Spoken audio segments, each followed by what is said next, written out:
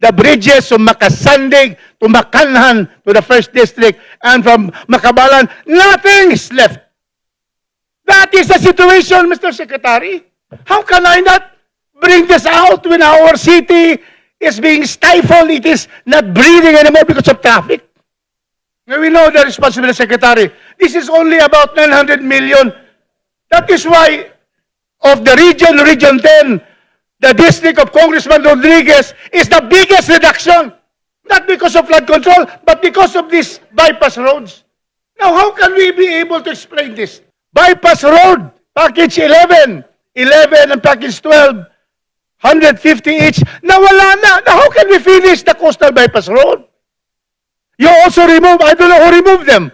But for the past 5 years, we always have budget for this. This is tier 1. We always have budget, and yet you have removed this. And that is why I have to fight for this. So first of all, let me thank and congratulate Secretary Vince Dizon and the officialdom of the new DPWH. And by and large, who have been performing are dedicated public servants. I would wish to therefore state that we agree and we accept the reduction of the budget of the DPWH from the previous submission to the present one to the tune of 29.9% reduction. 255 billion. We agree with that. The call of the times, the Secretary, is to really take away all the flood control projects, and then you also remove duplicate projects, completed projects, overlapping sections in road projects, and very important of all, you remove rock netting, cat's eye, and studs projects, which we do not have in the 2nd District of Cagayan de Oro. Mr. Chairman, Secretary Vince, Cagayan de Oro is a lowland, is a plain below Region 10. With the trails in Bukidnon, the waters fall, all of them go to Cagayan de Oro, my five rivers. Through the years, we have been able to implement with this, our regional director, Lilibet Aparicio, doing very well.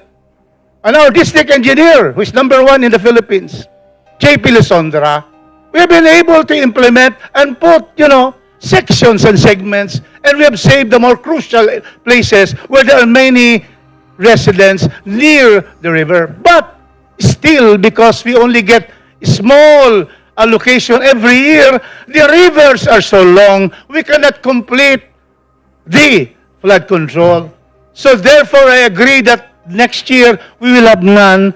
But can you consider restoring for districts which have been properly implementing flood control? No ghost projects. All flood control are and always following specifications of the PBWH. Can you therefore tell us that in 2027 we restore them? Otherwise, because this for next year we're going to pray to Saint Augustine, our patron saint, not to have so much rains in Bukidnon, which will fall like December 2011. Can we have the commitment of our Secretary? The 2027, you choose which districts are properly implementing and give back the flood control. Thank you, Mr. Chairman. Absolutely po.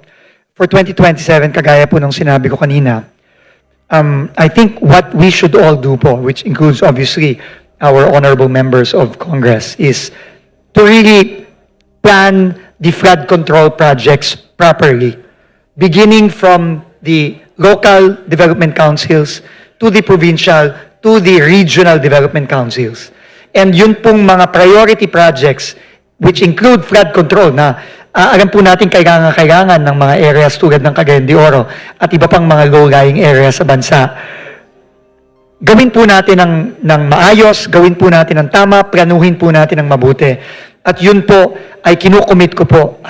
Kung ako pa po ang DPWH Secretary at that time. You will be.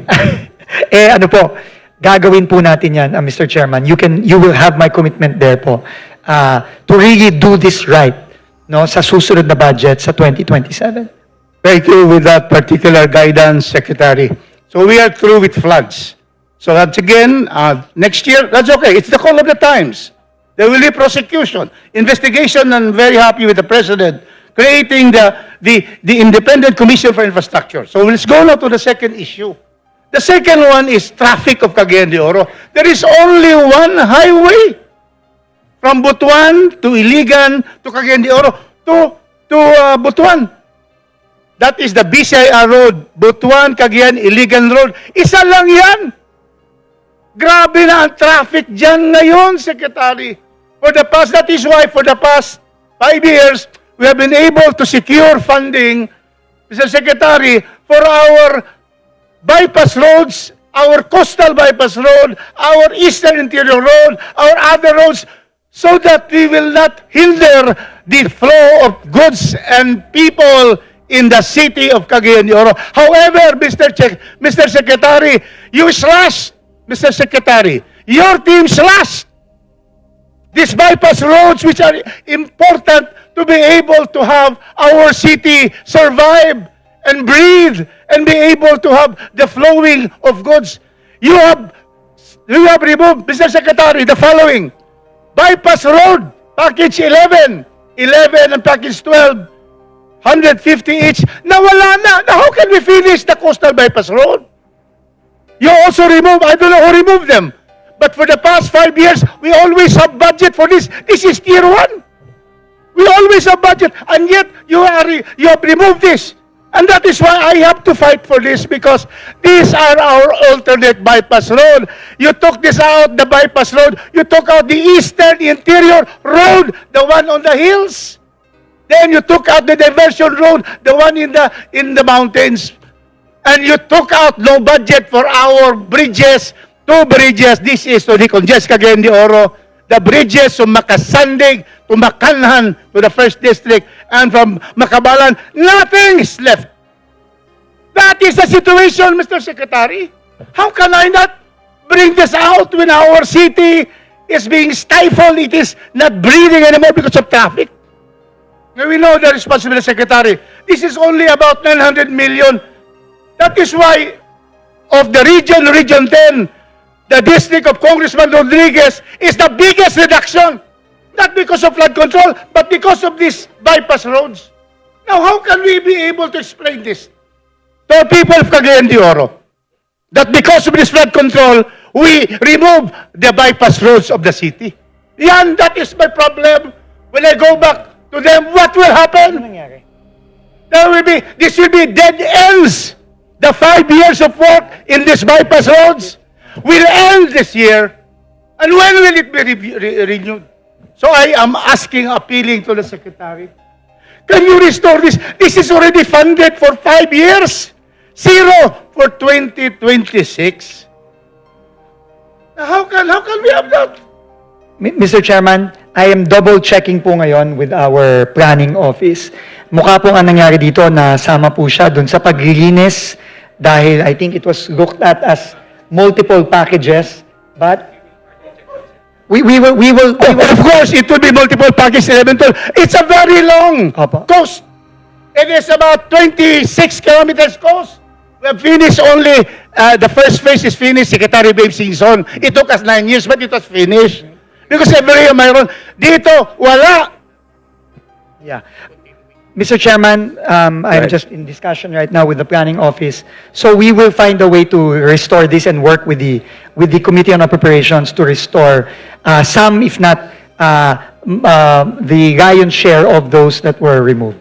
And Yes, that find a is way our to- appeal. We appeal to get- the Honorable Secretary. No, we- Lilibet is definitely here. po. Is RD Lilibet here?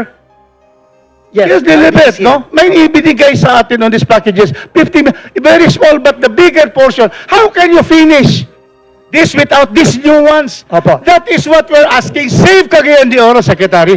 Mr. Chairman, you have my commitment po. I've already instructed the Central Planning Office to work with RD Lilibeth so that they can find a way to, and I think there is enough space still to be able to find a way to restore this budget, working with, obviously, with the Committee on Appropriations. Thank you, you, Secretary, Secretary, Mr. and Chairman. God bless you. And Thank you St. po. Augustine And bless our you. apologies, Mr. Chairman. Thank Mukhang you. nadamay lang po ito dun sa mga na dun sa clean up na sinubukang gawin ng department inadvertently, Mr. Chairman. Thank you, Secretary Vince. Thank you, Mr. Chairman. Thank you very much. Thank you. And